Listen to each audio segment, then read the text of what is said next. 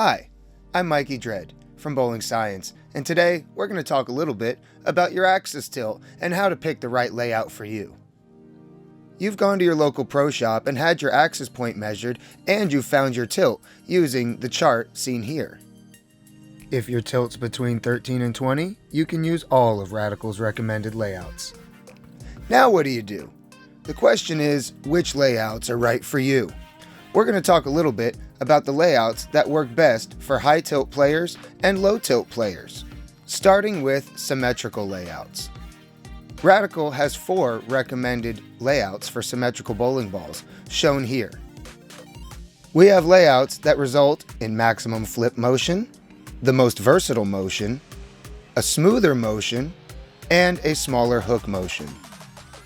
The small hook layouts, also known as short pin layouts, work well regardless of your axis tilt.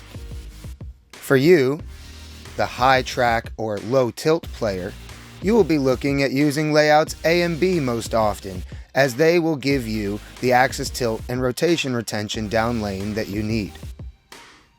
For you, the most versatile layout will be your smoother symmetrical layout, and the max flip will be your stronger symmetrical layout. For high tilt bowlers, I recommend using more surface with your symmetricals. We no longer can use weight holes and now have less ways of getting a symmetrical ball to slow down and lose rotation and tilt in the mid lane. For low track players, this is a detriment. I recommend for high tilt players that you stay with the smoother motion layout on your symmetricals. The most versatile layout is a good option if you want an aggressive layout for a symmetrical ball, and of course, the smaller hook or short pin layout is always an option regardless of tilt.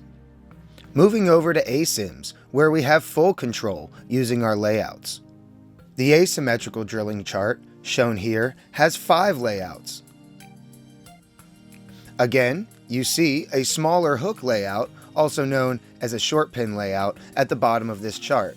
That layout is valuable for both high tilt and low tilt players. The maximum flip layout is by far the most useful layout for lower tilt players. The most versatile layout becomes your option for smoother motion in asymmetricals if you do have lower tilt. As a low tilt bowler, layouts C and D can be used, but you will find that they might be more condition specific for you or more ball specific as to when they work out, as with your tilt being less than 12 degrees, you're going to prefer the layouts with a greater ratio of the first angle to the second angle. And for our high tilt players on asymmetrical bowling balls, which layouts are best for you? For the high tilt bowler, the most versatile layout becomes your angular layout. That's where you go to when you want to see a little bit longer motion that snaps more on the back end.